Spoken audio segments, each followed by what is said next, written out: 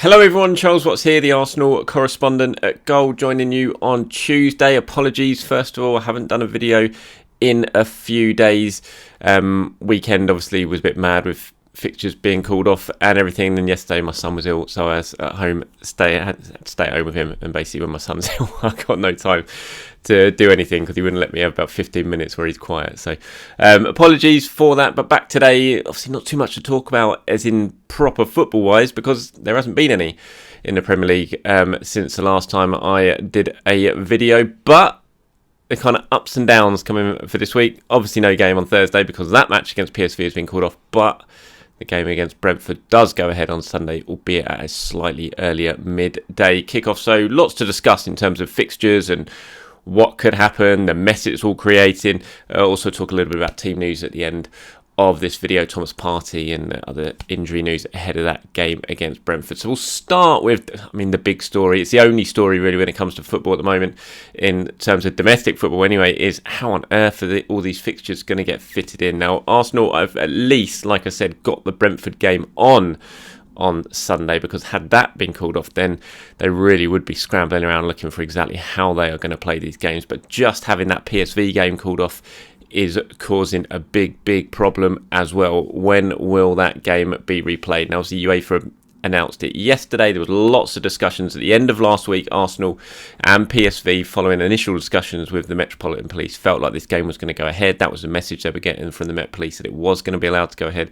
And then as the weekend progressed, those talks started there was more concern basically after those talks that in fact the game might not go ahead at all, and that decision was finally taken yesterday. There was a call with UEFA, discussions with the police, and in the end the police just said, look, we don't know, we have not really got the resources available because of what's going on in the country at the moment, or more specifically what's going on in London at the moment, that we do not really have the resources on Thursday night to have 60,000 people in North London, with a fair few thousand coming over from Holland, which would need really heavy duty policing as well.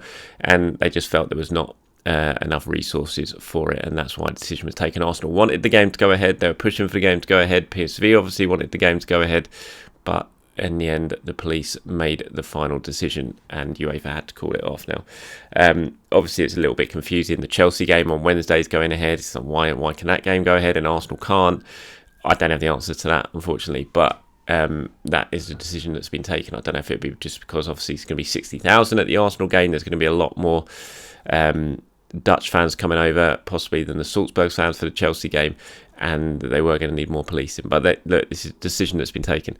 And there were lots of discussions in the build-up to it about, could the game be switched possibly? Could it be played behind closed doors? Arsenal were open, exploring all options, but they just couldn't come to successful. I think obviously a lot of people, I've seen it on my Twitter, a lot of people say, why couldn't you just switch the game? But I don't think it's as simple as that. That was always one that when I spoke to someone about it, they were just like, it sounds good on paper, but logistically in just a couple of days, it's just not really doable because of all the logistics involved, not just with fans, but travel, hotels, media, TV companies. It just wasn't really going to go ahead. So the interesting one is, could you possibly have done it behind closed doors?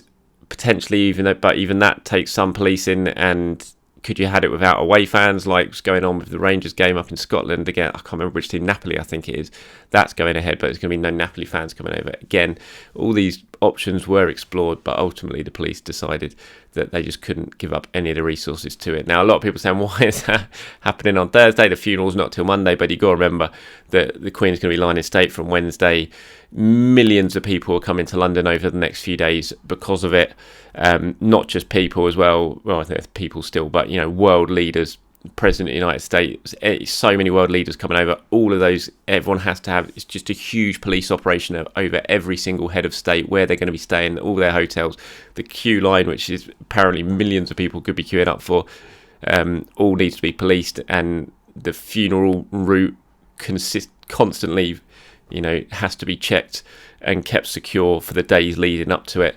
So it's the biggest police operation London's ever seen. It's not just for the day of the funeral, but everything around it for the days building up to it. Every day the police is going to be so stretched, and that's why the decision's been taken. And it is a shame, and it's going to cause real problems for Arsenal in terms of how this game can now be fitted in.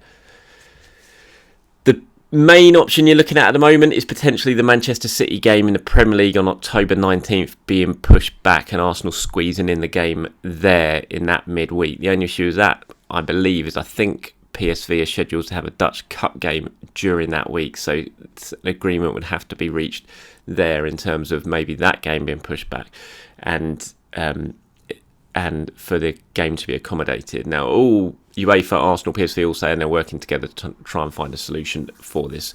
The final game of the group stage is, I wrote it down here, is November the 3rd. Now, the game needs to be played before then, really, because the whole sporting integrity thing comes into it.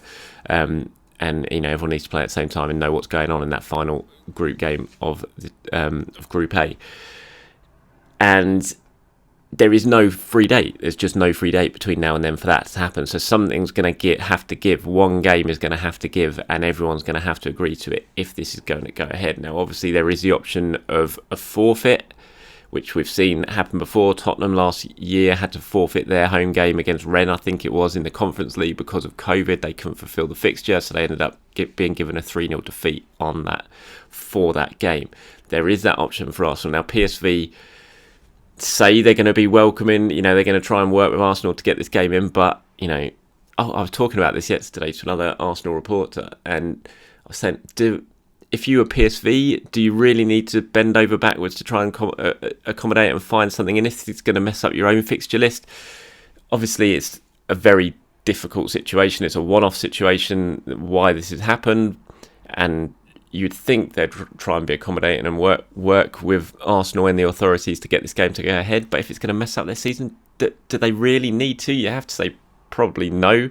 And if they've got an option of maybe saying, okay, well, look, we're just going to get a 3-0 win here, then why wouldn't you take that? I know maybe it's not the most sporting thing to do, but why wouldn't you? So that, that can't be ruled out at the moment, that is a possibility of a forfeit. And also, you look at it from Arsenal's point of view, you could almost say, PSV drew the first game, Arsenal won the first game, they're already 2 points clear of PSV. You could almost say Arsenal, if they did just say, okay, we'll forfeit the match, if they win their other four games, they still go through as group winners. And is that better than messing up the whole of your fixture list and pushing back another Premier League game to be accommodated after the World Cup, which we've already got? Obviously, the Everton game is going to have to be put in somewhere as well, and there's just no space. You look at the fixture list throughout to the end of the season now; it is absolutely mad. So there is potentially a option of Arsenal saying, okay, we'll forfeit and then we'll try and win all our four games. The one big negative of it, if you finish second in Europa League group, which would be a big possibility if Arsenal do end up having a forfeit, because they'd have to win all four games, including going to Holland and winning in PSV, which isn't going to be easy.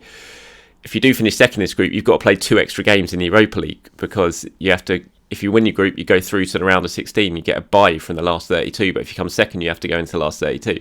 So it's almost a risk-reward type thing. It's, you take the risk of going with a forfeit and then having to win all your 4 games, but if it doesn't pay off, then you get 2 extra fixtures at the end of next season anyway, or after the World Cup anyway, because you don't get that bye through to the round of 16. So it's a really tricky situation, and unfortunately, it's just this season is so messed up because of the World Cup being squeezed in the middle of the season for the most ridiculous reasons ever, which I'm not going to go into because we all know them and we've talked about them since the award of the World Cup to Qatar and it being moved to winter.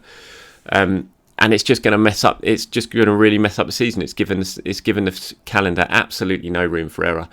Or no wiggle room whatsoever to fit these games in, and now Arsenal are counting the cost of it, and it's going to be tricky, but they're going to have to find a solution, and talks will continue over the next couple of weeks between Arsenal, PSV and UEFA to try and sort this out. And the Premier League has to be involved in these talks as well, because if it is going to be played, then that week with the Manchester City game on October 19th is looking the most likely. There is the Carabao Cup game against Brighton as well. Could that potentially be pushed back? Again, if it does, then that game's going to go beyond the draw for the next round, and it's going to make it tricky. So anyway, we'll have to see. Let me know what you guys think. Anything I've said, I have rambled. I feel like I've rambled on a lot for this start of this video, but it's just such a messy situation. It's difficult to really provide full-on clarity at the moment, and I'm just trying to explain how difficult it is going to be to get these games in, and the kind of chaos that the fixture computer or the fixture list is creating right now because of all these unforeseen circumstances that we have going on. Okay, so good news about the Brentford match anyway. I mean, guys, imagine if that Brentford game was called off, then it was going to be even worse. You're going to have to find the room for that game and Everton during the second half season, but it is on, and that's good. It's been moved to 12 o'clock, like I said. I think a big part of that is the fact that it's going to be the only game on London that day. It's only 17,000 people as well, so the travel network is not going to be absolutely rammed with however many thousand going to the Emirates, for example, if Arsenal were at home. So that's going to be a slightly easier situation. A lot of people who go to Brentford live around Brentford as well in terms of their home fans, so they won't be clogging up the rail network because London's going to be absolutely rammed. So that game's ahead, and it's big opportunity for Arsenal now to bounce back after the Man United defeat. They've had a bit of time to rest and recuperate, which is a good thing. And the good news is, as far as I'm aware, Thomas Partey is going to be available for this game against Everton. Now, this game against Brentford. Mikel Arteta is going to have to make a decision on it at the end of this week. But from what I understand, Thomas Partey returned to full training towards the end of last week. He felt like he would have been available to play against Everton had it been on, but he's had an extra week of training now, and so you'd expect, I can't see why he wouldn't be involved unless he has some sort of setback between now and the end of the week, obviously. But if everything goes to plan and he stays fit and he's had another week's training, I don't see why he wouldn't be involved against Brentford. So that's good news for Arsenal, because I think we all know that Thomas Partey in midfield, Arsenal are a much better team when they've got him holding in that position. So that's good news on Thomas Partey. I don't think any of the other four are going to be all right. The four have missed out. So Smith Rowe, he's still very much a big doubt for the game. Cedric, I think we're looking at after the international break before he's available. Same goes for Reece Nelson. Mohamed El-Neni, obviously we're going to have to wait a lot longer for Mohamed El-Neni, probably maybe till the turn of the year until he's fit. But Thomas Partey, that's a big one. And then you look at who potentially plays in that game against Brentford, and I think if Thomas Partey is fit, then the team pretty much picks itself at the moment, as it has done pretty much the whole season. Zinchenko, you'd think, will be fine to start in that game, so you think he would get the start at left back. Tierney, who's just been called up for the Scotland squad, you'd expect will be back on the bench like he was at Old Trafford. So you're kind of looking at it. Obviously, Aaron Ramsdale will be in goal. Ben White, right back, Saliba, Gabriel as the two centre-backs, and then Zinchenko as the left-back, then Thomas Partey in the holding role back there in front of the back four, which is undoubtedly going to make Arsenal stronger. Then Martin Odegaard, Granit Xhaka, and then the front three of Saka, Jesus, and Gabriel Martinelli. Now, the Brentford game, bad memories of what happened last season at Brentford. The first game of that season, the chaos that surrounded it with Arsenal with that COVID outbreak, and they really were trying to get the game called off. They still feel really aggrieved that game wasn't called off. They felt the Premier League absolutely done them over, and they did. And they went on, lost 2-0, and it was just a real dark and painful night for Arsenal. Ivan Toney obviously took the mick out on Twitter afterwards, the whole nice easy kickabout with the lads or whatever it was. We saw in the Amazon All or Nothing documentary how much that frustrated Mikel Arteta. He brought it up in the pre-match team talk at the Emirates ahead of the return fixture, and so that might add a little bit of extra spice to it. We know Brentford are a very decent team, especially at home. They play very good football. Hammered at Leeds already at home this season, scored 5 goals against them. Hammered Man United, scored 4 goals against them. So it's going to be a really tricky afternoon for Arsenal in this one, but it's one they need to win. They need to get back on it after that Man United defeat, get 3 points, go into that international break on the back of a victory. So let me know what you guys think. Who should start in that game? If Thomas Partey's fit, would you throw him straight back in? Surely you would. You wouldn't leave him out, would you? And let me know what you think. Starting 11, anything like that. Anything you agree with, disagree with in this video, let me know in the comments below. Thank you very much for watching, everyone. Enjoy the rest of your day. I'll speak to you soon.